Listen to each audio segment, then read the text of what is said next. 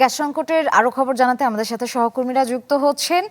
রাজধানীর তেজগাঁও থেকে যুক্ত হচ্ছেন সহকর্মী মরিয়ম আজিজ মরিন, এবং মানিকগঞ্জ থেকে যুক্ত হচ্ছেন সহকর্মী ইউসুফ আলী। শুরুতেই চলে যাচ্ছে মরিনের কাছে।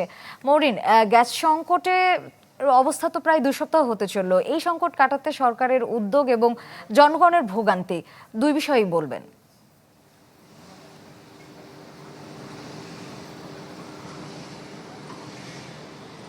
শ্রেয়া, আমরা সকাল 8টা থেকে তেজগাঁর সাউদার্ন ফিলিং স্টেশনে রয়েছি এবং আমরা সকাল থেকেই যেটি দেখছিলাম যে দীর্ঘক্ষণ গ্যাস দেয়া আসলে বন্ধ ছিল। কিছুক্ষণ আগ থেকে গ্যাস দেয়া শুরু হয়েছে এবং আপনাকে যদি একটু বলতে চাই যে প্রত্যেকটা মানুষের ভোগান্তি আসলে দেখার মতো। কেউ কেউ ভোর 4টা থেকে এখানে অপেক্ষা করছেন গ্যাস নেওয়ার জন্য। ভোর 4টা থেকে অপেক্ষা করে কিছুক্ষণ আগেও একজন গ্যাস নিলেন, সেটিও আমরা কথা বলছিলাম তাদের সাথে এবং তারা বলছেন আসলে এই সংকটের সমাধান কবে আসবে তারাও আসলে এই নিয়ে শঙ্কায় রয়েছেন এবং বিভিন্ন আসলে জরুরি সেবাও এই কারণে বিঘ্ন ঘটছে।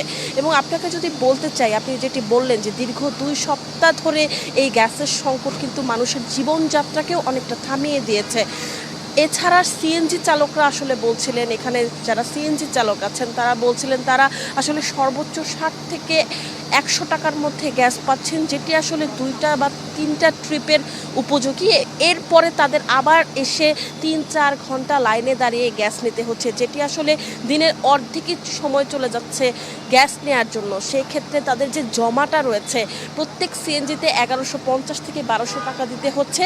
সেই জায়গা থেকে তারা অনেকটাই ভোগান্তিতে রয়েছে যে জমার টাকাও তারা আসলে তুলতে পারছেন না। এছাড়া যারা ভাড়ায় চালিত গাড়ি রয়েছে তাদেরকে অনেক ট্রিপ ক্যান্সেল করে এমন হচ্ছে যে তারা অনেক ট্রিপ বাদ দিয়ে আবার আসছেন দীর্ঘ সারিতে দাঁড়িয়ে, আবার 3-4 ঘন্টা অপেক্ষা করে তারপর আবার গ্যাস নিচ্ছেন। সেই জায়গা থেকে সবথেকে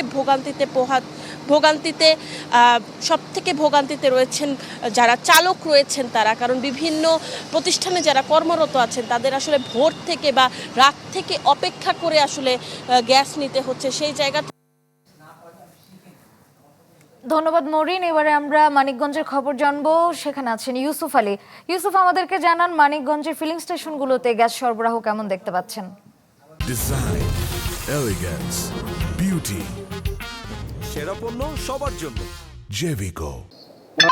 আসলে যে গ্যাস সংকট, এটা সমস্যাটা কিন্তু দিন দিন বেড়ে চলেছে। এই গ্যাস সংকটের কারণে মানিকগঞ্জের যেসব ফিলিং স্টেশন রয়েছে, এছাড়া আবাসিক গ্রাহক যারা রয়েছে এবং শিল্পক্ষেত্র রয়েছে, সেক্ষেত্রে কিন্তু এই শিল্পক্ষেত্র উৎপাদন ব্যাপক ব্যাহত ঘটছে এবং সিএনজি স্টেশনগুলো যে গ্যাস নেওয়ার জন্য যানবাহন আসছে বা তাদেরকে কিন্তু বেশ ভোগান্তি পোহাতে হচ্ছে। প্রত্যেকটি এই সিএনজি স্টেশনগুলো আমরা যে চিত্র লক্ষ্য করছি, যে ভোর থেকে কিন্তু গ্যাস নেওয়ার জন্য বিভিন্ন যানবাহন আসে এবং সারাদিন অপেক্ষা করে কোনো গ্যাস না পাওয়ার কারণে হয়তো দেখা যায় 24 ঘন্টার মধ্যে বিকাল টাইমে হয়তো 2-3 ঘন্টার জন্য গ্যাস আসে, তারপরে কিন্তু আর বাকি সময় গ্যাস থাকে না। আমি একটি সিএনজি স্টেশন রয়েছে, সৈয়দ গাজী সিএনজি স্টেশন।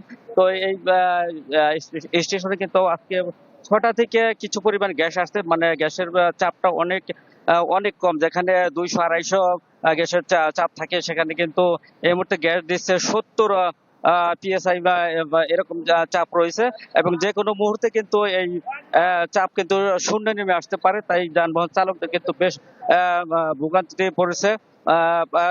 এমন বিষয়টি যানবাহন চালকরা আমাদেরকে এমনটি জানিয়েছেন যে সারাদিন কিন্তু গ্যাস নেওয়ার জন্য অপেক্ষা করা লাগে, অর্থাৎ ভোরে যখন আসে গ্যাস নিতে যেতে কিন্তু তার রাত 10টা বাজে। অর্থাৎ এই একদিন কিন্তু তাদের সেদিন কিন্তু আর কোনো গাড়ি চালাতে পারে না, পরদিন আবার গ্যাস নিতে হয়। এভাবে কিন্তু তারা যানবাহনে গ্যাস নিয়ে এবং পরদিন গাড়ি চালাচ্ছে। শ্রেয়া। ধন্যবাদ ইউসুফ। দর্শক, গ্যাস সংকটের খবর জানতে আমরা যুক্ত ছিলাম মানিকগঞ্জে এবং এর আগে ছিলাম রাজধানীর তেজগাঁও এলাকায়।